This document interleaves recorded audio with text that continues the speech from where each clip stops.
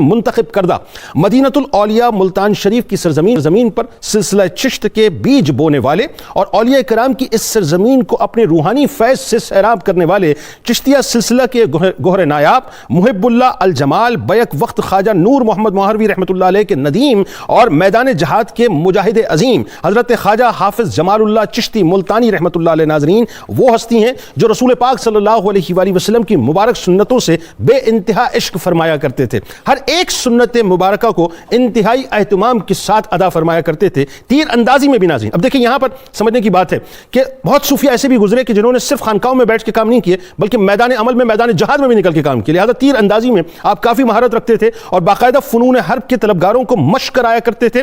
بہادر ایسے تھے ناظرین کہ ملتان پر سکھوں کے حملے کے وقت جہاں بڑے بڑے بہادر پیچھے ہٹ گئے، ان کے قدم اکھڑ گئے، وہاں آپ رحمۃ اللہ علیہ نے ملتان کو کفر کے پنجے سے مکمل طور پہ محفوظ رکھا، یعنی آپ رحمۃ اللہ علیہ صرف خانقاہ میں بیٹھ کر تبلیغ دین نہ کیا کرتے تھے بلکہ میدان جہاد میں اتر کر رسم شبیری بھی ادا کیا کرتے تھے۔ جمال الحق والدین حضرت حافظ محمد جمال اللہ چشتی ملتانی رحمۃ اللہ علیہ ناظرین وہ عظیم ترین ہستی ہیں، وہ بلند پایہ ہستی ہیں جنہوں نے اسوہ رسول صلی اللہ علیہ وآلہ وسلم کا پرتاؤ بن کر سرزمین ملتان کو اپنی روحانی اور علمی چمک سے مکمل طور پر چمکا دیا۔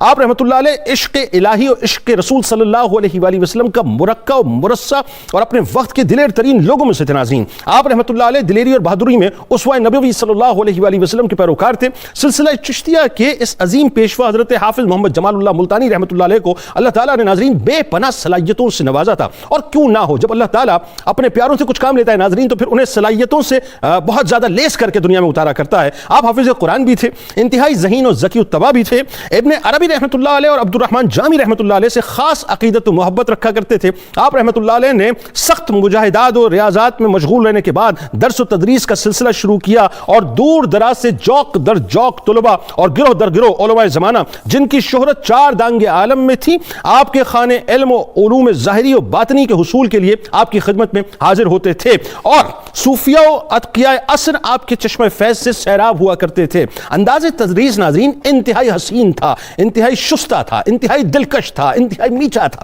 طالب علموں کو ان کی ذہنی استعداد اور صلاحیتوں کے مطابق آپ پڑھایا کرتے تھے۔ حافظ صاحب رحمۃ اللہ علیہ فارسی، عربی اور سرائیکی زبان کے بہت بڑے شاعر بھی تھے ناظرین۔ آپ رحمۃ اللہ علیہ کی شخصیت اتنی پیاری، اتنی میٹھی اور اتنی کمال تھی کہ اللہ تبارک و تعالیٰ نے آپ رحمۃ اللہ علیہ کو ظاہری حسن و جمال کے ساتھ ساتھ باطن کا وہ حسن عطا کیا جو آج کا مسلمان اگر اپنے اندر ناظرین تھوڑا سا بھی پیدا کر لے تو یقین مانیے وہ چلتا پھرتا اسلام ہو جائے، بلکہ یوں کہیے کہ چلتے پھرتے اسلام کا ایک شناخت بن جائے۔ آپ رحمۃ اللہ علیہ کمال باطن، تہذیب، اخلاق، کمالات سے مکمل طور پہ آراستہ تھے، غریبوں کی دلجوئی کو اپنا فرض سمجھتے تھے۔ غریب اور امیر میں یعنی کہ اگر دعوت دیا کرتا کوئی بھی ان کو تو آپ ہمیشہ غریب کے پاس پہلے جایا کرتے تھے تاکہ اس کی دلجوئی ہو جائے، کبھی کھانے میں عیب نہ نکالا کرتے تھے، بلکہ کوئی ایسی حرکت کرتا تو منع فرمایا کرتے تھے۔ ان کا دستور تھا کہ جس وقت تک سارے مریدین اور متعلقین کھانے سے فارغ نہ ہو جاتے کھانا تناول نہ فرمایا کرتے تھے۔ بچوں سے بہت پیار کیا کرتے تھے، ان سے بہت خوشی سے بات کیا کرتے تھے، اگر کوئی بات ناگوار ہوتی تو منع نہیں کرتے تھے بلکہ تعریف اور تمثیل کے ذریعے سے انہیں سمجھایا کرتے تھے، یعنی پیار سے سمجھانے کا آپ کا انداز تھا۔ اپنے پیر بھائیوں کی امداد و اعانت کے لیے ہر وقت تیار رہتے تھے، یوں کہیے کہ بیک وقت آپ کا تعلق خالق سے اور خلق سے انتہائی مثالی تھا۔ آئیے آغاز کرتے ہیں، انہی کی بارگاہ میں مل کر ہم سب ہدیہ تہنیت پیش کریں گے۔ ہمارے ساتھ اس وقت تین شخصیات موجود ہیں جو یقیناً کسی بھی محتاج نہیں ہیں۔ پہلی شخصیت ممتاز اسکالر محترم جناب ڈاکٹر شبیر احمد جامی صاحب ہمارے بزرگ ہیں، دوسری شخصیت ممتاز اسکالر جناب ڈاکٹر طاہر حمید تنولی صاحب ہمارے ساتھ موجود ہیں، اور تیسری شخصیت ملتان شریف سے مدینۃ الاولیاء سے براہ راست حضرت جلال الدین سرخپوش بخاری رحمۃ اللہ علیہ کی درگاہ سے فیض یافتہ ہیں جناب ڈاکٹر دیوان سید فرحت حسین بخاری صاحب۔ تینوں احباب کو السلام علیکم، خوش آمدید۔ ڈاکٹر صاحب آپ سے آغاز کرتے ہیں، بڑی کمال شخصیتیں صاحب، اور بات یہ کہ سلسلہ چشت کا فیضان اس کی ابتدا یعنی یوں کہیے اس فیضان کا بیج آپ نے مدینۃ الاولیاء میں رکھا، حضرت حافظ جمال اللہ ملتانی رحمۃ اللہ علیہ کا بنیادی شخصی اور خاندانی تعارف، اور اس وقت اچھا یہ بھی ذرا بتائیے گا کہ جب آپ تشریف لائیں ظاہر ہے تو آگے جا کے بات کریں گے کس حکم پہ اور کس طرح سے، لیکن ملتان کے حالات کیا تھے اور آپ رحمۃ اللہ علیہ کی جو بیعت ارادت ہے اس کا معاملہ کیا تھا؟ بسم اللہ الرحمن الرحیم۔ حافظ جمال اللہ ملتانی رحمۃ اللہ علیہ کا جب بھی نام آتا ہے تو علم کا اور معرفت کا ایک آفتاب سامنے آ جاتا ہے۔ واہ سبحان، آپ علم کے اعتبار سے اور معرفت کے اعتبار سے بہت اوج کمال پر تھے۔ سبحان اللہ۔ آپ بنیادی طور پر آبان خاندان سے تعلق رکھتے ہیں اور حضرت علی رضی اللہ تعالی عنہ کے خون کا فیض بھی آپ کی رگوں میں شامل ہے۔ سبحان اللہ۔ آپ کے دادا جان بھی عالم تھے اور حافظ قرآن تھے عبدالرشید صاحب۔ آپ کے والد صاحب بھی عالم تھے اور حافظ تھے، ماشاءاللہ، حافظ محمد یوسف صاحب۔ ماشاءاللہ۔ اس وقت ملتان کی جو انتظامیہ تھی وہ علماء اور فضلاء کا بڑا ادب و احترام کرتے تھے، اس وجہ سے ان کے ابا و اجداد ملتان کی طرف شفٹ ہو کر آئے۔ حافظ جمال اللہ صاحب رحمۃ اللہ علیہ فطری طور پر بڑی ذہانت، فطانت اور ظاہری حسن و جمال اور ذکی بہت زیادہ تھے۔ اس میں بمسمہ اسم بمسمہ تھے، اسم بمسمہ تھے۔ آپ کا حلیہ بھی لکھا گیا ہے، انتہائی خوبصورت اور دیدہ زیب تھے۔ سبحان۔ اس کے بعد پھر آپ جب مراحل بچپن میں تیزی کے ساتھ آپ نے علم حاصل کیا، دائرۃ الاصول جو فنون کی بہت مشکل ترین کتاب ہے، اچھا، آپ نے کم عمری میں ہی پڑھ لی تھی۔ سبحان اللہ۔ اس کے بعد مرشد کی تلاش کا بھی بڑا زبردست ذوق واقعہ پیدا ہوا۔ پھر آپ جا کر شاہ رکن عالم رحمۃ اللہ علیہ کے مزار پر معتکف رہنے لگے، اچھا، تاکہ وہاں سے کوئی آپ کو اشارہ ہو کہ کہاں جا کر میں نے بیعت کرنی ہے۔ یعنی اس انٹیوشن کے لیے، اس اشارے کے لیے جی جی، آپ وہاں پر اعتکاف کیا گیا؟ اعتکاف کیا۔ واہ کیا طلب ہے! اس سے آپ اندازہ لگا لیں تو ہم تو کہتے ہیں کہ اولیاء مزارات میں کیا دیتے ہیں۔ واہ۔ اگر میں سادہ جملہ کروں، حافظ جمال اللہ صاحب کا فتویٰ یہ ہے، اگر آپ کو مرشد کامل نہیں ملتا، کسی ولی کامل کے دربار پر جائیں تو مرشد کامل کی رہنمائی مل جائے گی۔ واہ سبحان اللہ۔ بہت سارے لوگوں نے داتا صاحب کے مزارات پر بھی چلے کر کے وہ رہنمائی ضرور حاصل کی ہے۔ کیا کہنے؟ تو وہاں رہنمائی ہو تو وہ خواجہ نور محمد مہاروی رحمۃ اللہ علیہ کا اشارہ ہوا، تو آپ جب وہاں پہنچے تو خواجہ نور محمد مہاروی رحمۃ اللہ علیہ سلسلہ چشتیہ کے خواجہ فخر الدین دہلوی رحمۃ اللہ علیہ کے بعد ایک نئی تنظیم نو کر رہے تھے۔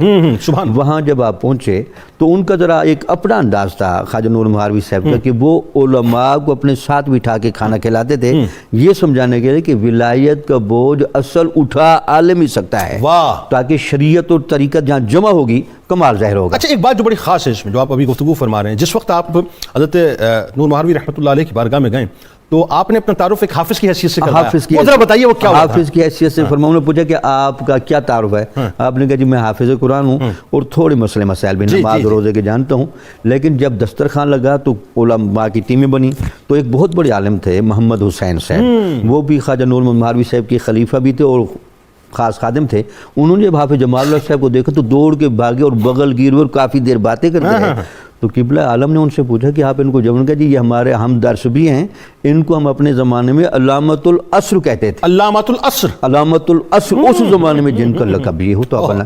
قبلہ عالم نے ان سے پیار سے پوچھا، نور یہ حافظ جمال اللہ آپ نے اپنا علم کیوں چھپایا؟ ان کا حضور ہم نے سنا ہوا کہ فقراء جو ہیں یہ ذرا علماء سے تھوڑا اجتناب بھی کرتے ہیں، تو میں نے کہا کہ شاید میں ذرا ابھی اس مخفی پالیسی میں رہوں۔ تو آپ نے کہا نہیں، آپ میرے قریب ہیں، میں علماء کو پسند کرتا ہوں، اور یہ سلسلہ چشتیہ میں روایت رہی ہے اکثر علماء کو ہی انہوں نے خلیفہ بنایا۔ واہ، یعنی یہ جو ہمارے یہاں کنسیپٹ ہے، یہاں ابتدا میں ایک بات واضح ہو جائے کہ معاذ اللہ جو صوفی ہوتا ہے وہ ان پڑھ نہیں ہوتا، ان پڑھ نہیں ہوتا، اپنے زمانے کا بہت بڑا عالم ہوتا ہے، چونکہ کشف و کرامت پر شریعت کی نگرانی ضروری ہے، تو وہ عالم ہوگا تو نگرانی کرے گا، ورنہ ہمارے ہاں کشف و کرامت کے نام پر جو خرافات آج کل نظر آتی ہیں اس کی بنیادی وجہ عالم دین نہ ہونا ہے۔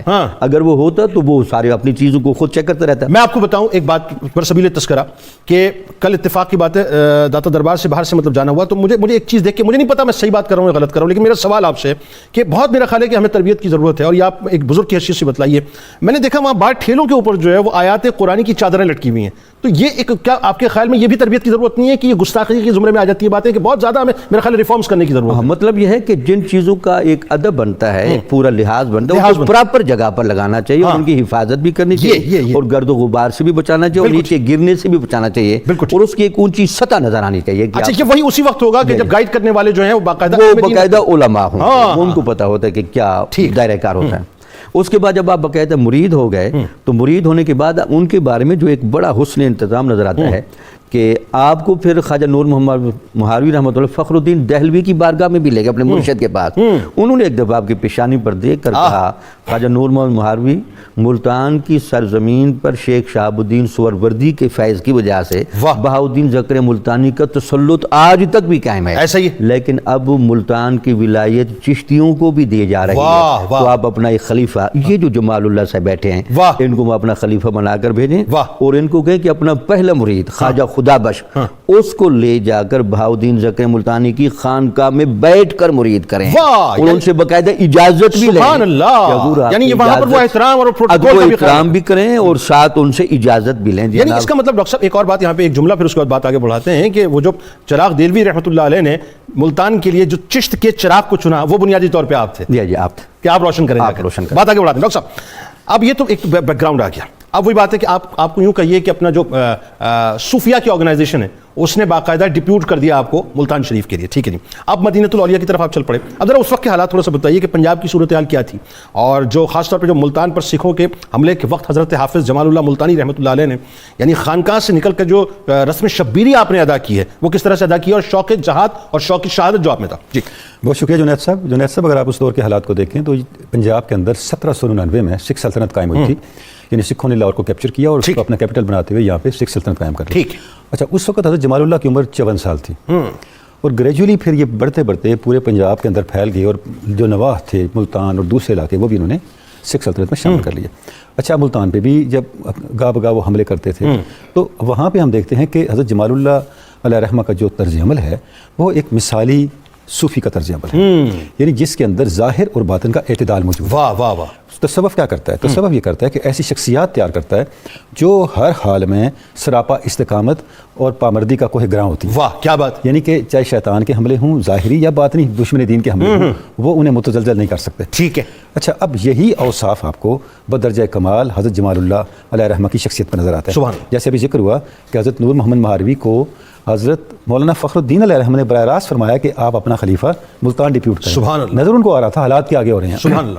اور کمال بات یہ ہے کہ حضرت دہلوی رحمۃ اللہ علیہ کے بارے میں کہا جاتا ہے کہ سلسلہ چشت میں یہ وہ آخری ہستی ہیں بر صغیر پاک و ہند میں جنہوں نے باقاعدہ جو ہے وہ اپنا ریویم کیا تھا سارے چشتیہ سلسلے کو. بالکل. یعنی آپ یہ سمجھے کہ انہوں نے تجدید کی نا. اس وقت آپ کے اس خطے میں جتنے چشتیہ خانقاہیں ہیں ان کا شجرہ نسب وہیں جا کے جڑتا ہے. واہ واہ. تو اب انہوں نے ایسی شخصیت کو کیوں ڈپیوٹ کیا؟ اچھا اب جمال اللہ ملتانی علیہ رحمہ کا بھی براہ راست تعلق اپنے شیخ کے علاوہ دادا شیخ کے ساتھ بھی تھا. آپ نے بہت سی کتابیں مولانا فخر الدین دہلوی سے بھی پڑھی تھیں تصوف. واہ. یعنی والد کے بھی لاڈلے اور دادا کے بھی لاڈلے. بنیادی کتابیں. تو اب آپ کو یہاں ڈپیوٹ کیوں کیا گیا کہ آگے جو حالات پیش آ رہے ہیں ان میں حضرت جمال اللہ ان چیلنجز کو فیس کریں اور وہاں پہ جو مسلم سوسائٹی ہے اس کے ظاہری اور باطنی تحفظ کا اہتمام کریں. اب دیکھیں جب سکھوں نے حملہ کیا تو اب جیسے کہ صوفیاء کا طریق ہے وہ عام طور پہ ایسے جمیروں سے دور رہتے ہیں. بالکل ٹھیک. تو آپ کے احباب نے آپ کو یہ بھی مشورہ دیا آپ ملتان چھوڑ دیں. فرمایا ایسا نہیں ہو سکتا. ان حالات میں ہم پہ جہاد فرض ہو چکا ہے. ہم نے جہاد میں حصہ لینا ہے. ہمارے دو ہی نتائج نکلیں گے، یا تو ہم جیت جائیں گے تو غازی ہوں گے، اور اگر شہید ہوئے تو اس سے بڑی کامیابی کیا جذبہ ہے صاحب. اس سے بڑی کامیابی کیا ہو سکتی ہے. اور جب حملہ ہوا تو جو قلعہ تھا ملتان کا اس کا ایک حصہ ٹوٹا اور سکھ اندر داخل ہونے لگے. تو سب سے پہلے ان کا سامنا کرنے والے حضرت جمال اللہ ملتانی تھے. اچھا اس وقت کہتے ہیں روایتوں میں آتے ہیں کہ بڑے بڑے بہادر جو ان کے قدم اکھڑ گئے تھے. آپ تیر انداز بہت اچھے تھے، تلوار بڑی اچھی، تلوار آپ اتنے اچھے تیر انداز تھے کہ آپ باقاعدہ تیر اندازی کی تربیت دیتے تھے. لوگ تیر اندازی سیکھنے کے لیے آپ کے پاس آتے ہیں. اب یہ جو چیز ہے نا جامعیت صوفیاء کی اصل تصوف یہ ہے کہ آپ جب تک اس تصوف کو زندہ نہیں کرتے کہ تصوف ویلیو سکھاتا ہے ایک زندہ شخصیت کو تیار کرنے کے لیے. اچھا ویلیو بھی سکھاتا ہے، ویلیو کی پروٹیکشن بھی سکھاتا ہے. دیکھیں نا پروٹیکشن زندہ شخصیت کرے گی نا کہ وہ سوسائٹی میں موجود ہوگی. واہ. اگر سوسائٹی سے آپ نکل جائیں تو پھر ان ویلیوز کو سیکھنے کا فائدہ کیا ہے؟ واہ واہ. دیکھیں قرآن مجید کہتا ہے انما المؤمنون الذین اذا ذکر اللہ وجلت قلوبهم واذا تلیت علیہم آیاتہ زادتہم ایمانا وهم علی ربہم یتوکلون. مومنوں کی جو تین خصوصیات ہیں، پہلی بات کیا ہے کہ جب ان کے سامنے اللہ کا ذکر ہو تو اللہ کو محسوس کرتے ہیں. سبحان اللہ. ان کا دل اللہ کے ذکر سے لگتا ہے. دوسری جب ان کے سامنے قرآن مجید کی اور اللہ کی آیات پڑھی جائے تو ان کا ایمان بڑھتا ہے. اللہ. ان دو اوصاف کی وجہ سے اپنے اللہ پر بھروسہ کرتے ہیں. کیا کہنا. اب یہ توکل کیا ہے؟ علامہ نے کہا نا کہ مومن از عزم و توکل کافر است گرنہ دارا دین دو جوہر کافر است. اللہ. مومن کی طاقت کیا ہے؟ عزم اور توکل. اچھا اب اس کا مشاہدہ آپ کو نظر آتا ہے حضرت جمال اللہ ملتانی کی شخصیت کہ آپ نے اس وقت کے جتنے چیلنجز تھے، یعنی اچھا سکھوں کا معاملہ نہیں تھا، ویسے بھی کبھی ایسے کئی دفعہ ایسے ہوا کہ رات کے وقت اس بستی پہ کوئی حملہ ہوا، کوئی ڈاکوؤں کا حملہ ہوا، کوئی اور خطرہ درپیش ہوا تو اس کے لیے سب سے پہلے نکلنے والے جمال اللہ ملتانی ہوتے ہیں. واہ واہ واہ. سبحان اللہ. یہ نہیں کہ آپ آرام سے بیٹھے مریدوں کے بھیجے جا رہے ہیں. یعنی اگر میں دوسرے لفظوں میں کہوں کہ ایک لمحے کے لیے اگر ہم فلیش بیک میں جا کے جمال اللہ ملتانی رحمۃ اللہ علیہ کی شخصیت کو سامنے رکھیں اور آج کی خانقاہوں کو سامنے رکھیں تو میرا خیال ہے کہ ایک بہت بڑا ڈفرینس ہمیں نظر آتا ہے کہ آج سارے کام خانقاہوں میں بیٹھ کے ہو رہے ہیں، وہاں خانقاہوں میں بیٹھ کے صرف کام نہیں ہوتے بلکہ میدان جہاد میں ہوتا ہے. جی حضرت جمال اللہ ملتانی نے مدرسہ بھی قائم کیا، خود درس و تدریس کرتے رہے. خلافت ملنے کے بعد آپ نے پہلا کام کیا کہ درس و تدریس کا آغاز کیا. سبحان اللہ. اور جن لوگوں کو انہوں نے مرید کیا، جن کا بھی ذکر ہوا حضرت خدا بخش کا، ان اب دیکھیں مریدوں کا یہ عالم تھا کہ آپ نے اپنے انتقال کے وقت وصیت کی کہ میری نماز جنازہ وہ شخص پڑھائے جس نے کبھی عصر کی سنتیں نہ چھوڑی ہوں اور جس کی کبھی تہجد قضا نہ ہوئی. تو خدا بخش کے علاوہ کوئی نکلا نہیں مجمع سے جو ان کے پہلے خلیفہ تھے، پہلے مرید تھے، جنہوں نے اپنی مریدوں کی تربیت ایسی کی. ان کا اپنا کیا حال ہوگا. انہوں نے علم بھی دیا، تزکیہ بھی دیا اور سوسائٹی کو درپیش خطرات کو پیش کرنے کے لیے. ڈاکٹر صاحب میں آپ کی طرف ملتان شریف میں آپ تشریف فرمائیں، آپ کی طرف آتا ہوں. اور یہ بڑی ایک اہم ترین بات ہے بنیادی طور پہ کہ ایک تو یہ کہ آپ کی جب شخصیت کو ہم پڑھتے ہیں تو ایک تو آپ کا جو ظاہری اٹائر، آپ کا جو حسن جمال کہ حسن و جمال تھا، یعنی وہ اسم بمسمہ والی بات کہ آپ جہاں سے گزرتے تھے لوگ ویسے ہی آپ پہ فریفتہ ہو جاتے تھے. پھر اتنی میٹھی بولی، اتنی حلاوت آپ کے اندر کہ لوگ ویسے ہی آپ پہ فریفتہ ہو جاتے تھے. پھر اس کے ساتھ ساتھ جو ہے آپ یہ دیکھیں، یعنی ایک طرز عمل آپ کی شخصیت کا یہ ہے کہ جس کے اندر انتہائی مٹھاس ہے. اور دوسرا یہ کہ جہاں حدود اللہ کی بات آ جائے، جہاں مطلب شوق شہادت کی بات آ جائے، جہاں جو ہے وہ اپنا جہاد کی بات آ جائے، تو آپ نے کہیں بھی اپنے قدم پیچھے نہیں ہٹائے بلکہ قدم آگے بڑھائے. تو ذرا یہ بتائیے کہ خلق سے جو آپ کی بے انتہا محبت تھی اور خالق سے بھی پھر اسی طرح سے تعلق آپ نے رکھا، ایسا لگتا ہے کہ، اور اس میں کوئی دوسری رائے نہیں، کہ اسوہ رسول صلی اللہ علیہ وآلہ وسلم کے مکمل پیکر تھے. جی ڈاکٹر صاحب فرمائیے. بسم اللہ الرحمن الرحیم. احمدہ و اصلی علی رسولہ الکریم. مدینۃ الاولیاء ملتان میں سلسلہ عالیہ چشتیہ کے نیر تاباں مظہر جمال الہی خواجہ حافظ محمد جمال اللہ جمال الحق والدین. آپ کو جمال اللہ اس لیے کہا جاتا تھا کہ ایک درویش نے کہا کہ ملائکہ آپ کو جمال اللہ کے نام سے یاد کرتے ہیں، اور آپ کی انگوٹھی جو تھی اس پر بھی یہی لکھا ہوا تھا کہ اللہ جمیل و یحب الجمال. اور آپ کے ایک مرید خلیفہ خاص خواجہ غلام حسن شہید منشی صاحب جو تھے، بہت وہ حسین تھے. تو ایک دن ایک شخص وضو کرا رہا تھا اور اس نے کہا کہ آپ کا یہ حسن تو حضرت یوسف کا کیا حسن ہوگا. یہ جب بات انہوں نے سنی تو ان پر جذب کی کیفیت طاری ہوئی، اور اس کے بعد انہوں نے فرمایا کہ اگر حسن دیکھنا ہے تو حضرت جمال اللہ کا حسن دیکھو. پھر انہوں نے یہ شعر پڑھا، چشم خدا بین باز گشا، کہ اللہ کو دیکھنے والی آنکھ جو ہے اس کو کھولو، و نقش جمال اللہ ببین، اور حضرت جمال اللہ کا جو نقش مبارک ہے اس کو دیکھو، تا چون حسن در صورت انسان ذات مقدس را نگری، تاکہ انسان کی صورت میں جلوہ خدا تعالیٰ کو تم دیکھ سکو. اور جمال اللہ چون شد جلوہ فرما، حسن در عشق او شیدا برآمد. جب جمال اللہ کو میں نے دیکھا تو حسن کے دل میں عشق جو ہے وہ پیدا ہو گیا، اور آپ کا جو اپنا خلق تھا لوگوں سے محبت، تو حضور انور صلی اللہ علیہ وسلم کی زندگی مبارکہ کا بہترین نمونہ تھے. ایک دن لوگ آپس میں بحث کر رہے تھے کہ ولی کون ہوتا ہے. کوئی کہتا تھا جس کو جذب ہو، کوئی کہتا تھا جس کو جو صاحب کرامت ہو. تو آپ نے فرمایا جو حضور کی مکمل اطاعت و پیروی کرتا ہے وہ ولی ہوتا ہے. اور آپ کی جو محبت لوگوں سے تھی وہ اس کمال کی تھی کہ ایک شخص آپ سے بیعت ہوا، پھر اس کے بعد وہ آپ کے پاس آنا اس نے چھوڑ دیا اور بری صحبتوں میں پڑ گیا. ایک دن سرے راہ ملاقات ہوتی ہے، وہ آپ کو سلام نہیں کرتا اور گزر جاتا ہے. تو آپ اپنے ساتھیوں سے کہتے ہیں کہ تمہیں معلوم ہے یہ کون ہے؟ یہ ہم سے بیعت ہوا تھا فلاں دن، یہ ہم کو تو چھوڑ گیا لیکن ہم اس کو نہیں چھوڑیں گے. ہم نے اس کے ساتھ وعدہ کیا ہے کہ آخرت کے ہم ضامن ہیں، تو آخرت کو ہم اس کو جو ہے قیامت کے روز ہم اس کی شفاعت کریں گے. اور آپ کی جو محبت تھی وہ صرف مسلمانوں سے نہیں، جو غیر مسلم سے آپ کی محبت تھی اس کا ایک مختصر واقعہ میں عرض کروں. بتائیے بہت ضروری ہے آج کے دور میں بتانا. جس کا نام، جی آج کے دور میں بالکل صحیح فرمایا جنید بھائی کہ موہن لال ایک رئیس تھا. وہ روزانہ آپ کے درس میں آتا اور چکر لگاتا، اس کے بعد وہ 5 روپے نذرانہ لنگر کے لیے دے کر چلا جاتا تھا. ایک دن اس نے سوچا لنگر تو میرے پیسوں سے چل رہا ہے، تو دوسرے دن وہ نہ آیا اور تیسرے دن آ کے اس نے پھر چکر لگایا اور 10 درہم دیے. تو آپ نے فرمایا کہ یہ چٹائی کے نیچے اس کو رکھ دو. اس نے جب چٹائی اٹھائی تو وہاں ہیرے جواہرات تھے. وہ شرمندہ ہوا، حضرت کے قدموں میں پڑ گیا اور معافی مانگی، اور وہ یہ ایک لفظ کہتا تھا کہ بھلوں کو بھلی لاج. تو ایک دفعہ جب وہ بیمار ہوا، سخت تکلیف ہوئی، تو حضرت اس کے گھر پہنچے اور وہاں جا کر دیکھا تو نزع کی حالت میں تھا. تو آپ نے اس کو کان میں کہا کہ اگر کلمہ پڑھ لو تو میں آخرت میں تمہارا ذمہ وار ہو جاؤں گا. اس نے کلمہ پڑھا، حضرت گھر واپس تشریف لے آئے. اس کو جب وہ فوت ہو گیا تو ان کے لوگوں کو تو نہیں معلوم تھا، انہوں نے آگ میں ڈالا لیکن آگ نے اس کو چھوا تک نہیں. تو وہ سمجھ گئے کہ یہ کسی مسلمان کے ساتھ بیٹھتا تھا، تو انہوں نے اس کو دریا میں ڈال دیا. حضرت اپنی خانقاہ سے نکلے اپنے ساتھیوں کے ساتھ، وہاں جا کے اس کو نکالا، غسل کیا اور اس کی نماز جنازہ پڑھی اور اس کی تدفین اپنے حجرہ مقدسہ کے مشرقی کونے میں اس کی تدفین کی اور اس کا نام مولوی کلیم اللہ رکھ دیا آپ نے. کیا یعنی یہ ڈاکٹر صاحب یہاں ذرا سا قطع کلام کی معذرت، یہ جو واقعہ آپ بتا رہے ہیں یہ کتنا کمال واقعہ ہے کہ صوفیہ کو بنیادی طور پہ جو ہے صرف مسلمانوں سے پیار نہیں تھا، غیر مسلموں کو بھی اپنی دامن رحمت میں لیتے تھے، اور بنیادی طور پہ دنیا ہی کی فکر ان کی نہیں ہوتی تھی، آخرت کی فکر ہوا کرتی تھی ان کی.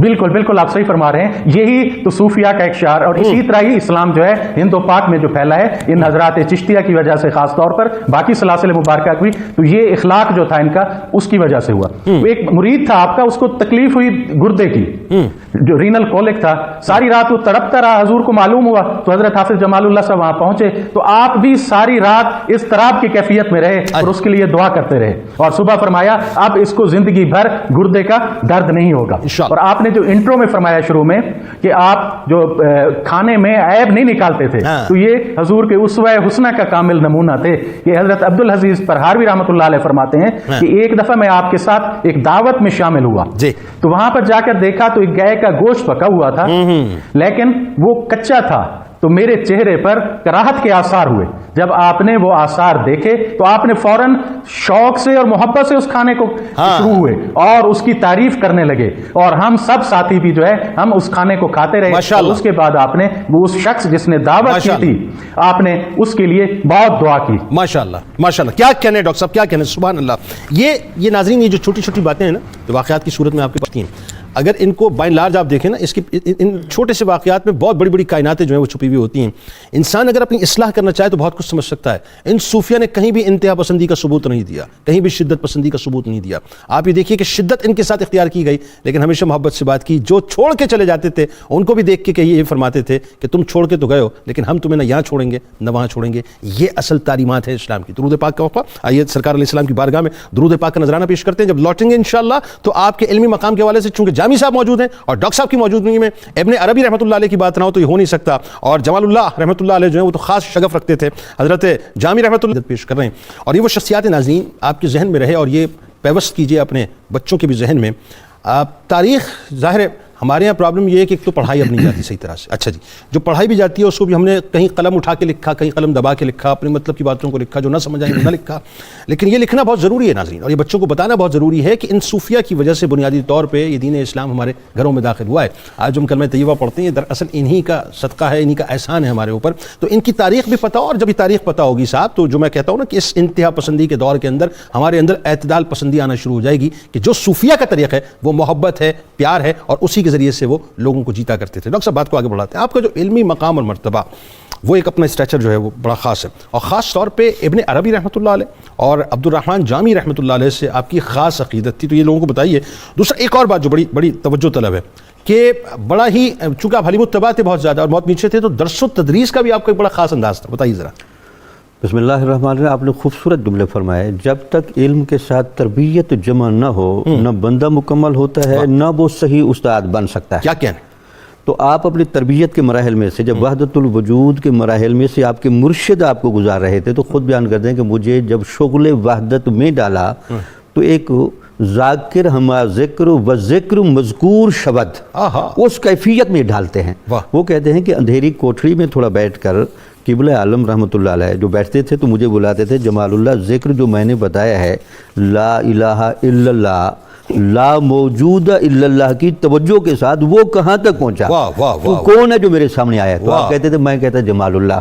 پھر کچھ عرصے کے بعد بلایا, آپ کون ہیں, کہتے جمال اللہ. پھر آخر میں بلایا کہ آپ کون ہیں, آپ نے کہا میں بصورت حق مقید ہوں, میں ہوں تو بندہ, لیکن تجلیات الہیہ میں اتنا گم ہوں کہ مجھے اپنا جمال ہونا یاد نہیں رہا. مطلب میں نہ رہا, بس تو ہو گیا. تو ہو گیا. کیا اس کے بعد پھر ایک شاہ ولی اللہ مقدس دہلوی رحمۃ اللہ لکھتے ہیں اپنی کتاب ہمات میں کہ صوفیہ کے جو مختلف ادوار چلے, فائنل درجہ جنہوں نے تصوف کے تمام نظریات کو جامعیت کے ساتھ اور بڑی تفصیل کے ساتھ مرتب کیا, اس میں بڑا نام ہے ابن عربی کا. جو وہاں گہرائی نظر آتی ہے وہ باقیوں کی ہاں نہیں آتی. تو جن کو ولایت عظمیٰ کے بڑے مقامات حاصل ہوئے ہیں وہ پھر ابن عربی کی طرف ہی متوجہ ہو جاتے ہیں, اور ابن عربی کی کتابوں کو پڑھتے بھی ہیں, پڑھاتے بھی ہیں. سبحان اللہ. اور ابن عربی کے شارحین تو ویسے بڑے بڑے علماء گزرے ہیں, لیکن جس عشق و محبت کے ساتھ اور گہرائی کے ساتھ شرح علامہ عبد عبدالرحمن جامی نے کی ہے وہ ایک الگ رنگ لیے ہوئے ہے. اس لیے آپ کی زندگی میں آپ قرآن بھی پڑھاتے تھے, ٹھیک ہے, حدیث بھی پڑھاتے تھے, ٹھیک ہے, فقہ کے بڑے عالم تھے, ٹھیک ہے, لیکن وحدت الوجود اور تصوف کی کتابوں کو جس انداز اور مستی سے پڑھاتے تھے تو ایسا لگتا تھا کہ جیسے ایک سمندر ٹھاٹھے مار رہا ہے اور جذب و مستی کی عجیب کیفیت اور وجد ہوتا تھا. بلکہ عبدالعزیز پرہاروی رحمۃ اللہ علیہ فرماتے ہیں کہ ابن عربی کی مشہور کتاب فصوص الحکم جب آپ پڑھاتے تھے اس میں آخری فصل ہے الحکمت الفردیہ فی کلمت محمدیہ. حضور نبی اکرم صلی اللہ علیہ وسلم کے امتیازات وہاں بیان کیے. جب آپ پڑھاتے تو سر بڑا دھنتے تھے اور اپنے ہونٹوں کو خود بوسہ دیتے تھے کہ آج سرکار کا نام آ رہا ہے, سرکار کے امتیازات آ رہے ہیں, اور عشق رسول کی خاص کیفیت میں مگن ہوتے تھے. بلکہ خواجہ فخر الدین دہلوی نے محب النبی کا لقب ان کو دیا گیا کہ اس ہندوستان کی تاریخ میں عشق رسالت مآب میں انہوں نے بڑا گہرا رنگ اختیار کیا. اب بھی جو ہم سمجھتے ہیں کہ ہمارے ہاں توحید اور رسالت میں جو توازن قائم نہیں رہا اور ہم افراط و تفرید کا شکار ہو گئے ہیں, تو آج آپ حافظ جمال اللہ صاحب کی تعلیمات کو پڑھیں. نہیں توحید, میرا تو ایک جملہ بڑا سادہ سا ہے, توحید تو یہی ہے نا کہ رسالت کو تسلیم کرو. رسالت کو تسلیم کرنا ہی توحید ہے. توحید ہے, بالکل ٹھیک, بالکل ٹھیک. اچھا اب مجھے بتائیے کہ آپ کا جو بنیادی طور پہ درس و تدریس کا انداز, آپ کا درس و تدریس کا انداز وہ بڑا, ایک تو لگتا ہے کہ ولی جو ہے نا وہ آنے والے بندے یہ بچے کی فطرت کو بڑا سمجھتا ہے. آپ ادق سے ادق مسائل کو مثالوں کے ساتھ سادہ طریقے سے اور ایسے دل نشین ابلاغ سے اتارتے تھے کہ اگلا بندہ حیران ہو جاتا تھا.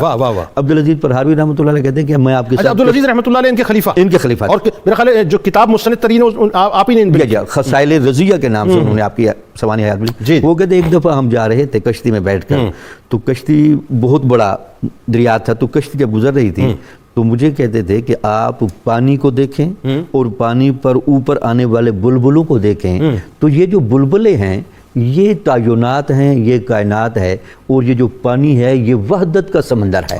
یعنی ایسی مثال سے وہ کہتے اتنی خوبصورت انداز سے, کوئی حیثیت نہیں, اصل وحدت کے سمندر کی, وحدت کے سمندر کی حیثیت ہے. وہ بلبلے آئیں گے بھی صحیح, جائیں گے بھی صحیح. تو جی آپ اس طرح کر کے بڑا آپ کا ایک بڑا گہرا اسلوب. اچھا ایک چیز اور جو خاص طور پہ میں دیکھ رہا تھا کہ ان کی تعلیمات میں, جیسے آج ہمارے یہاں مثال کے طور پہ ہم کہتے ہیں بچے کو اس کے ایپٹیٹیوڈ کے مطابق جانے دیں, جو اس کی توجہ ہے, جو اس کا فوکس ہے, مطلب جس معاملے میں وہ فوکس ہے, جو وہ کرنا چاہتا ہے اس کو آپ وہ کروائیں, جس سبجیکٹ میں جانا چاہتا ہے. ایگزیکٹلی یہ انداز آپ کا تھا. آپ اسٹوڈنٹس کی ایک تو ایپٹیٹیوڈ کو دیکھتے تھے, دوسری خاص بات یہ کہ جن اسٹوڈنٹس میں صلاحیت ہوتی تھی ان کو تو ظاہر ریفائن کرتے تھے, جو ڈل اسٹوڈنٹس تھے ان کو الگ لا کے پھر انڈیویجول کیپیسٹی میں ان پہ محنت کرتے تھے. یعنی فرد کی یوں سمجھ لیجئے کہ آپ باقاعدہ تعمیر کرتے تھے, اس کی تشکیل کرتے تھے. فرد سازی کا ایک عجیب جذبہ وہاں کار فرما تھا. آپ یہ درس میں جو بھی آیا وہ جس انداز سے بھی رہا آپ نے اس کو چلایا, اس پر محنت کی, اس کو توجہ دی. حتیٰ کہ عبدالعزیز پرہاروی رحمۃ اللہ خود لکھتے اپنا واقعہ, میں کنزین تھا لیکن حضرت کی توجہ اور مسلسل مشاقی کی وجہ سے اور دعاؤں کی وجہ سے میں علماء کا بہت بڑا چیمپئن بن گیا. یہ بھی وہ خود کہتے ہیں کہ میں کوئی ذہین نہیں تھا, میں آپ سے بار بار, مجھے حتیٰ کہ کئی دفعہ تو مجھے آپ نے 5 مرتبہ بھی سبق سمجھایا اور مختلف انداز سے سمجھایا تاکہ میرے ذہن میں بیٹھے, اور پھر میرے لیے مسلسل دعا کرتے. پھر ان کی دعاؤں کی برکت سے خضر علیہ السلام کی میرے ساتھ جب ملاقات ہوئی تو پھر میرے عقدے کھل گئے. یہ ملاقات خضر علیہ السلام سے کس کی ہوئی؟ عبدالعزیز پرہاروی صاحب, جو خلیفہ ہیں آپ کے. خلیفہ ہیں آپ. تو پھر حضرت جمال اللہ ملتانی رحمۃ اللہ علیہ کا مقام مرتبہ کیا ہوگا؟ کیا بات. اچھا اس میں سے ڈاکٹر صاحب ایک بات اور بتائیے کہ جو جس انداز سے علمی مقام آپ نے بیان کیا ان کا, آپ نے ابن عربی رحمۃ اللہ علیہ کو اور عبدالرحمن جامی رحمۃ اللہ علیہ کو خاص طور پہ جو ہے وہ پڑھا بھی اور پڑھایا بھی, اور انہی سے نکات نکال کے آپ نے لوگوں کی اصلاح بھی کی. ایک بہت مشکل ہوتا ہے ابن عربی رحمۃ اللہ علیہ کو سمجھنا. اس دور کے اندر کیسے آپ نے کمیونیکیٹ کیا لوگوں کو, کیسے سمجھایا ابن عربی کو کہ ابن عربی یہ بتانا چاہتے ہیں؟ یہ بڑا مشکل ترین کام. مشکل ترین کام وجہ یہ تھی نا کہ چونکہ آپ بہت بڑے ولی تھے نا, ابن عربی کی ولایت کے تمام وہ جواہرات کو سمیٹ کر انتہائی سادہ جمل میں کہتے تھے. آپ کا بڑا خوب شعر میں بات کر دیتے تھے, ایسی خوبصورت اصطلاح بول دیتے تھے, بات سمجھاتے. اب ان کی بات بتاؤں, آپ نے ایک دفعہ بتایا کہ ابن عربی رحمۃ اللہ علیہ یہ جب سوال کرتے ہیں کہ اللہ تعالیٰ کا یہ مخلوق کیسے مظہر بنتی ہے, تو آپ نے ایک مثال دی, المومن مرآت المومن, مومن مومن کا آئینہ ہے. ایک تو ہم آپس میں, یہ بڑی اچھی مثال آپ بتا رہے ہیں. تو پھر آپ نے کہا اس کا ایک اور معنی جو ابن عربی اور عرفاء نے کیا وہ یہ ہے, ایک مومن سے مراد ہے اللہ تعالیٰ کی صفت. یہ حافظ جمال اللہ رحمۃ اللہ علیہ اس کو انٹرپریٹ کر رہے ہیں. اور ایک مومن سے مراد ہے مومن بندہ.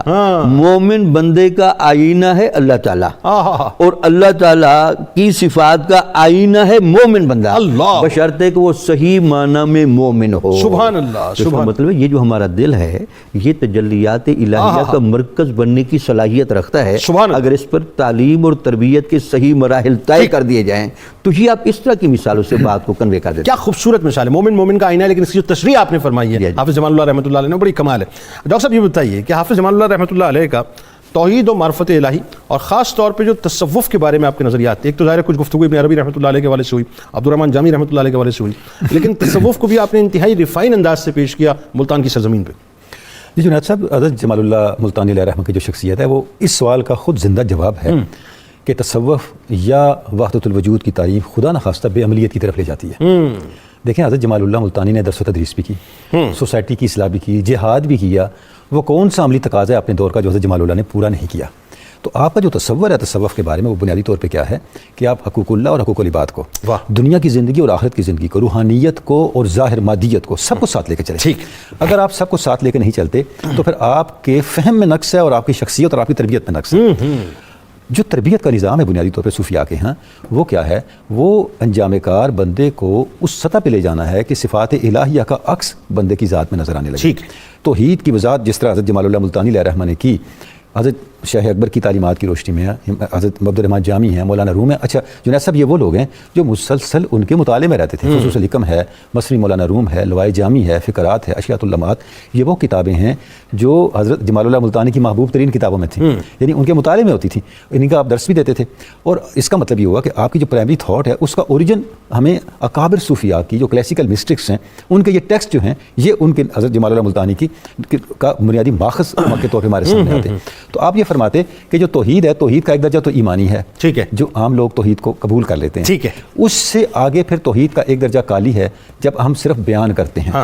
ایک حالی درجہ بھی ہے توحید کا. اچھا، توحید کا حالی درجہ کیا ہے کہ جب آپ اس سطح پہ پہنچ جاتے ہیں کہ احکام الہیہ اور احکام شریعت اور آپ سسٹم کے جو احکام ہیں ان کا آپ کے اوپر انکشاف ہوتا ہے، اور آپ کو ایک ایسا شرح صدر حاصل ہوتا ہے کہ آپ کی زندگی توحید کو، اللہ کے احکام کو اور اللہ کے رسول کے احکام کو ایک معمول کے مطابق اختیار کر لیتے ہیں. فرماتے ہیں اس سے بلندر درجہ ہے، وہ توحید حالی ہے. توحید حالی کیا ہے؟ جہاں پہ آپ حقیقی فاعل صرف اللہ کی ذات کو ہی ایکسپیرینس کرتے ہیں، اور یہ مشکل ترین مقام ہے، سب سے بلند تر مقام ہے. اچھا اب آپ اس کی وضاحت کیسے فرماتے ہیں؟ آپ فرماتے ہیں جس طرح آپ آواز بلند کرتے ہیں، ایک آواز ہوتی ہے، ایک اس کی باز گشت ہوتی ہے، ایک اس کی گونج آتی ہے، ایک ندا ہے، ایک صدا ہے. انہوں نے خود سمجھانے کے لیے صدا سمجھایا، انہوں نے ٹائٹل دیا تاکہ سمجھنے والا سمجھ جائے. جو آواز آپ بلند کر رہے ہیں یہ اصل آواز ہے، جو اس سے باز گشت پیدا ہو رہی ہے وہ اس آواز کا نتیجہ ہے، یعنی اس ندا کی وہ صدا ہے، وہ صدا ہے، وہ ایک اس کا لیٹر آؤٹ پٹ ہے. بعین ہی اس کائنات میں جو عمل انجام پذیر ہو رہا ہے، جو کچھ بھی اس کا فائل حقیقی اللہ کی ذات ہے، اور بندہ کی حیثیت اس کی باز گشت جیسی ہے. اچھا اب یہ اتنے سٹل تعلیم ہے صوفیاء کی، جب آپ اس پہ چلے جاتے ہیں تو اس سے کیا ہوتا ہے کہ آپ کی شخصیت میں سے شر کے اور غلطی کے ارتکاب کا امکان ختم ہو جاتا ہے. سبحان اللہ. کیونکہ دیکھیں لائٹ بلب جل رہا ہے تو بلب سے روشنی نکلتی ہے، اندھیرا تو نہیں نکل سکتا. بالکل ٹھیک ہے. جب آپ اللہ کے قرب کو اتنا اپنی ذات میں جذب کر لیتے ہیں تو اس کا نتیجہ کیا نکلتا ہے؟ اس کا نتیجہ یہ نکلتا ہے کہ پھر آپ سے خیر ہی متوقع ہوتی ہے. اچھا ڈاکٹر صاحب ایک خاص بات جو بڑی میں آپ کی شخصیت میں دیکھتا ہوں، اور ظاہر ہے یہ تمام صوفیاء میں ہوتی ہے لیکن بدرجہ اولا آپ کے اندر نظر آتی ہے، سنت کوئی بھی چھوٹی بڑی نہیں ہوتی ہے. لوگ عموماً کہتے ہیں نا یہ چھوٹی چھوٹی سنتوں کو بھی فالو، سنت ہوتی ہے وہ بڑی ہوتی ہے، چھوٹی بڑی سنت کوئی نہیں ہوتی ہے. آپ تمام سنتوں کی پیروی بھی کرتے تھے اور انتہائی یوں سمجھ لیجیے کہ عشق میں ڈوب کے سنتوں کے پیروکار تھے آپ. یہ بڑا ایک خاص بات ہے، کسی سنت کو اب تک نہیں کرتے. جنید صاحب بات یہ ہے کہ علم کیا سکھاتا ہے آپ کو؟ علم یہی سکھاتا ہے نا کہ آپ اس سطح پہ چلے جاتے ہیں کہ دیکھیں اللہ کی معرفت کا راستہ صرف حضور اکرم صلی اللہ علیہ وسلم کی ہستی، آپ کے ساتھ تعلق اور آپ کی پیروی ہے. جتنا زیادہ آپ حضور کی پیروی میں چلتے ہیں اتنا زیادہ آپ اللہ کے قریب ہوتے ہیں. سبحان اللہ. اور اس کے بغیر یہ کھل نہیں سکتا، یعنی جب تک آپ اس سے نکلتے نہیں ہیں. وہی جو توحید حالی کی بات ہے، مولانا روم جیسے کہتے ہیں کہ پس قیامت شو قیامت را بی بی دید نے ہر چیز را شرط است. قیامت کیا ہے؟ قیامت کو دیکھنے کی شرط ہے کہ خود قیامت بن جاؤ. جب تک تمہیں اس کے تجربے سے نہیں گزرتے تمہیں اس کا علم حاصل نہیں ہو سکتا. قرب الہی ایک ایسی حقیقت ہے جس کو صرف استدلال سے کمیونیکیٹ نہیں کیا جا سکتا. یہ صرف حال سے، تجربے سے کمیونیکیٹ ہوتی ہے. اور جمال اللہ ملتانی کی تعلیمات میں ہمیں تعلیم سے اٹھ کے تجربے تک لانے کا یعنی قرب الہی چاہیے تو اتباع رسول صلی اللہ علیہ وسلم جو ہے وہ اپنا حال بنانا. بالکل بالکل. آخر میں ڈاکٹر صاحب मदीनतुल औलिया आपकी तरफ आते हैं। हाफिज जमालुल्लाह मुल्तानी रहमतुल्लाह अलैह की तालीमात, अब ज़रा आपकी शख्सियत जो हमें आज के दौर में बतला रही है, इसको ज़रा रिलेट करें आज के दौर के हवाले से कि आपकी तालीमात बुनियादी तौर पे क्या है, फिर जो उसका क्रक्स है वो हमें बताएं। दूसरा सिलसिला अरबा बिलखुसूस सिलसिला चिश्त के लिए आप रहमतुल्लाह अलैह ने जो खिदमत अंजाम दी वो बताइए, और फिर आप रहमतुल्लाह अलैह के जो खलीफा हैं वो ज़ाहिर है अपनी जगह एक बड़े बड़े मकाम वाले, उनके बारे में और आपका विसाल पाक जनाब। बिस्मिल्लाहिर्रहमानिर्रहीम। जुनैद भाई, जहाँ पे आप जो फरमा रहे थे कि जो मार्फत हक है, वसूल हक है, उसका तरीका क्या है, हज़रत हाफिज़ जमालुल्लाह मुल्तानी रहमतुल्लाह अलैह ने 2 सेंटेंसेस में ये फरमा दिया कि आप फरमाते हैं जो अहसन तरीका है वसूल हक का, वो तरीक़ा मशाइख है, और तरीक़ा मशाइख भी वो जो सही असनाद के साथ रसूलुल्लाह सल्लल्लाहु अलैहि वसल्लम से मशाइख तक पहुँचाए। सुभान। वो क्या है कि ज़ाहिर को शरीयत से आरास्ता करें और फिर उस पर कायम हो जाएं, और बातिन को औसाफ ज़मीमा से पाक कर दें। औसाफ ज़मीमा क्या है? ये हसद है, बुग़्ज़ है, कीना है, गीबत है, रिया है। इन तमाम चीज़ों से पाक होना और शरीयत पे आरास के साथ अपने आप को आरास्ता करना ही मार्फत हक का सही तरीका है। क्या क्या? और ये जो मौत होती है ना जुनैद भाई, ये औलिया की, ये तो दरअसल एक पुल होती है। अल मौत जस्रुन, ये क्या करती है? यूसिलुल हबीब इब्नल हबीब, हबीब को हबीब से मिलाती है। आपका जो विसाल पाक है वहीं से मैं शुरू करता हूं कि बुखार की शिद्दत हुई आपको और कोई इलाज भी कारगर नहीं हो रहा था, लेकिन आपकी जुबान अक़दस से ये कलमा था कि मारा सेहत कुल्लियत, मैं तो बिल्कुल ठीक हूं, और लेकिन आप रोज बरोज नहीफ और कमजोर होते जा रहे थे। फिर आपने एक खत लिखवाया अपने मुर्शिदादा जो कुर्रतुल ऐन हजरत किबला आलम महारवी रहमतुल्लाह अलैह थे, उनकी तरफ खत लिखवा के उसमें 2 शेर लिखवाए कि बलबम रसीद जानम तो बिया के जिंदा मानम, मेरी जान जो है वो लबों तक पहुंच चुकी है, आप तशरीफ ले आए तो मैं जिंदा हो जाऊंगा। बस अज़ा के मन न मानम बच्चे कार ख्वाही आमद, लेकिन अगर मैं ना रहा उस वक्त आप तशरीफ लाए तो फिर किस लिए आप तशरीफ लाएंगे? कशिश के इश्क दारद न गुजार दत बदेसा, कि जो इश्क की कशिश है ना मेरी हजूर, वो आपको खींच के ले आएगी। ब जनाजा गर न आई ब मजार ख्वाही आमद, अगर जनाजे पे भी आप तशरीफ ना लाए तो मजार पर तो जरूर तशरीफ लाएंगे। दवा आपने तर्क कर दी, समा की तरफ मुतवज्जा हो गए, बेखुदी के असरात जाहिर हुए। आखिरी दिन नमाज फजर के लिए इशारा किया, तयम्मुम के लिए मट्टी लाई गई, तयम्मुम किया, फिर इशारों से नमाज शुरू की, और नमाज की कैफियत में ही थे कि रूह कफ से अंसरी को परवाज कर गई। इन्ना लिल्लाहि व इन्ना इलैहि राजिऊन। और वक्त गुस्ल भी आपके जो खलीफा खास महबूबुल्लाह ख्वाजा खुदाबख्श रहमतुल्लाह अलैह वो फरमाते हैं कि मैंने भी सुना और मेरे साथ जो और भी थे उन्होंने जिक्र मुबारक आपके सीना मुबारक से हू की आवाज सुनी, और जम्मे गफीर था, और तदफीन आपकी हजूर अनवर सल्लल्लाहु अलैहि वसल्लम की सीरत मुबारक के मुताबिक उसी जगह तजवीज की गई जहां पर आपका रूह मुबारक जो है कफ से परवाज कर गई थी। और सलासिल मुबारक का आप फरमा रहे थे, तो 4 सलासिल में आप बैयत करते थे, और आप पूछते थे कि तुमने किस सिलसिले में बैयत होना है, लेकिन तरीका खास ऐशा जो था, आपका जो खास तरीका था वो चिश्तिया था। और एक दुनिया जो है उलमा हो, फजला हो, मशाइख हो, वो आपकी खिदमत में हाजिर हो रहे थे और मार्फत हक का दर्स ले रहे थे। सुभान। और आपके खुलफा में से जो मशहूर खुलफा हैं, हजरत मौलाना खुदाबख्श खैरपुरी, हजरत काजी ईसा खानपुरी शुजाबाद के, हजरत मौलवी गुलाम हसन शहीद मुल्तान शरीफ से, और हजरत मौलवी उबैदुल्लाह मुल्तानी भी मुल्तान शरीफ से। इसके अलावा जाहिद शाह साहब, और जिनका तज़किरा आप फरमा रहे थे कि हजरत मौलवी अब्दुल अजीज फरहावी रहमतुल्लाह अलैह जो मुसन्निफ हैं नब्रास के, वो भी आपके खास खुलफा में शुमार थे। और यहीं पर एक जो आपका जो सजादगी का मामला था वो आपने अपनी जिंदगी मुबारका में ही अपने बिरादर निस्बती के एक साहबजादे थे मखदूम मेहर अली साहब, बच्चे थे, उनको आपने दस्तार पहना दी, क्योंकि आपकी 2 शादियां थी, लेकिन आपकी औलाद उनमें से नरीना नहीं थी, एक बच्ची थी, वो भी विसाल फरमा गई। और जब सजादगी का मसला हुआ और अदालत में बात पहुंची तो उस वक्त आपकी एक करामत आखिर में मैं अर्ज करना चाहूंगा कि लोगों ने कहा कि हम सजादा हैं, तो अदालत ने कहा کہ حضرت ایک اللہ کے ولی ہیں تو کیوں نہ ہم اس کو تالا لگا دیتے ہیں, ہر کوئی اپنا دامن وہاں پہ جا کے پھیلائے, جس کے دامن میں وہ تالا آ کے گرے گا وہی آپ کی سجادگی کا لائق ہوگا. تو سب لوگ اپنا دامن پھیلا کے اس بارگاہ میں کھڑے ہوئے, لیکن کسی کی جھولی میں وہ تالا جو ہے وہ نہیں آ رہا تھا. تو آپ کے خلیفہ خاص حضرت خدا بخش خیر پوری رحمۃ اللہ علیہ اور حضرت قاضی عیسیٰ خان پوری رحمۃ اللہ علیہ نے فرمایا کہ آپ کے جو برادر نسبتی کے جو صاحبزادے ہیں جن کی آپ نے ایک دفعہ دستار بندی کرائی تھی ان کو بلایا جائے. جب ان کو بلایا گیا اور انہوں نے اپنا دامن پھیلایا تو اسی وقت وہ تالا جو ہے وہ گر کر ان کی جھولی میں آیا اور سجادگی کا معاملہ حضرت مہر علی صاحب رحمۃ اللہ علیہ کو نصیب ہوا. ماشاءاللہ ماشاءاللہ, بہت شکریہ ڈاکٹر صاحب. ملتان شریف صاحب ہمارے ساتھ تھے, بہت شکریہ آپ دونوں آپ تشریف لائے. ناظرین کرام, بس ظاہر ہے جاتے جاتے ایک جملہ کہ ان صوفیہ کو پڑھنے اور پڑھانے کی اس وقت بہت ضرورت ہے, خاص طور پہ اس دور میں جو انتہائی متشدد دور ہو چکا ہے. بہت ضروری ہے کہ ان کو پڑھایا جائے. اور